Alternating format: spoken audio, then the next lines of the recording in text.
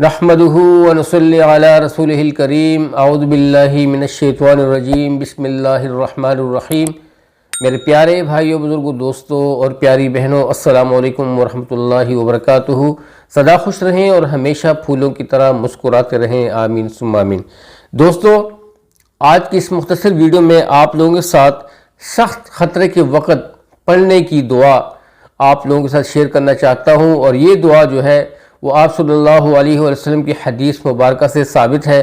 یہ وہ دعا ہے جو کہ آپ صلی اللہ علیہ وسلم نے خندق کے موقع پر اپنے حضرات صحابہ کرام کو سکھائی، اور اس دعا کی برکت سے ان کی براہ راست مدد ہوئی۔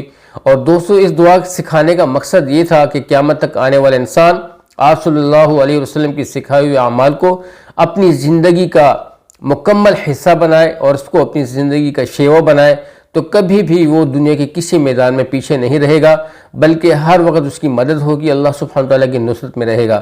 تو آگے بڑھتے ہیں۔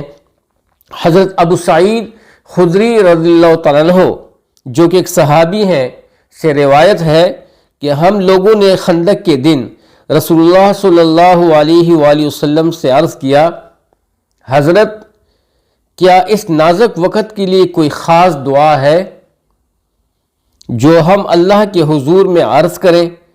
حالت یہ ہے کہ ہمارے دل مارے دہشت کے اچھل اچھل کے گلوں میں آ رہے ہیں۔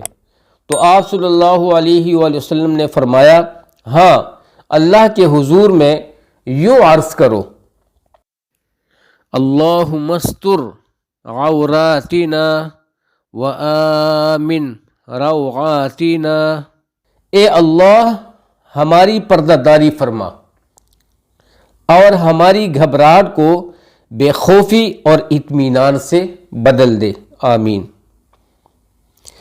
حضرت ابو سعید خدری رضی اللہ عنہ کہتے ہیں کہ پھر اللہ تعالیٰ نے آندھی بھیج کر دشمنوں کے منہ پھیر دیے، اور اس آندھی ہی سے اللہ نے ان کو شکست دی، سبحان اللہ۔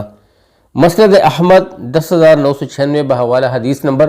دوستو، اللہ سبحانہ تعالیٰ نے ان کی زبردست مدد فرمائی، اور یہ مدد کس عمل کی بدولت ہوئی؟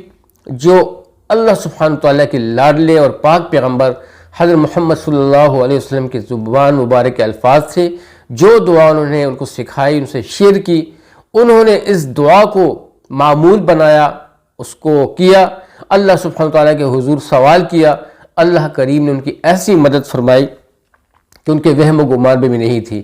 تو یہ وہ سورسز ہوتے ہیں انسان کو مشکلات سے نکالنے کے لیے۔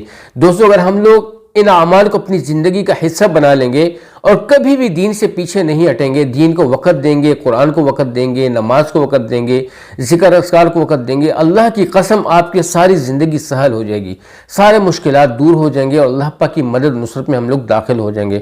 آج ہم لوگ اس لیے پیچھے ہٹ رہے ہیں دوستو کہ ہم لوگ استغفار نہیں پڑھ رہے، اپنے گناہوں پہ خطاؤں پہ ندامت نہیں کر رہے۔ وہ خلق الانسان ضعیفا، انسان بہت کمزور ہے۔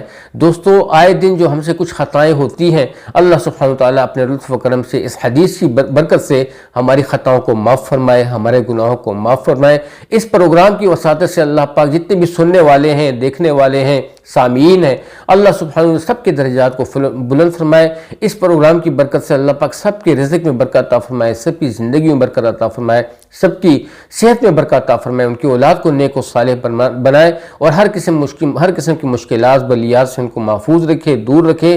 اور جتنے بھی یہ سن رہے ہیں اس پروگرام کو، اس نیت سے سنے کہ اللہ تعالیٰ اس حدیث کو، اس دعا کو ہمیں سب کے ساتھ شیئر کرنے کی توفیق عطا فرمائے۔ صرف اللہ سبحانہ تعالیٰ کی رضا کے لیے ہر نیک عمل کریں، اللہ سبحانہ تعالیٰ کی رضا کے لیے کریں، پیار محبت کے لیے کریں، تاکہ ہم لوگ بھی اس پہ استقامت سے قائم ہوں، اور دوسرے لوگ بھی اسے ان کو استقامت ملے، اور وہ بھی اس دعا کو لے کر، ان اعمال کو لے کر اپنی زندگی کا حصہ بنائیں اور کامیابی حاصل کریں۔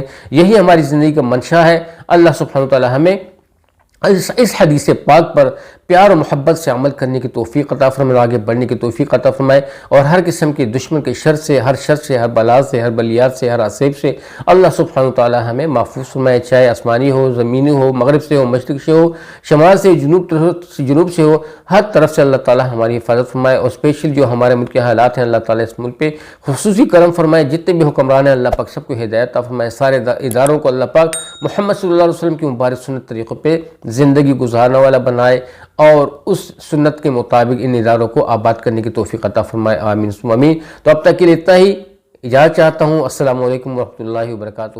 جیت رہیں، آباد رہیں۔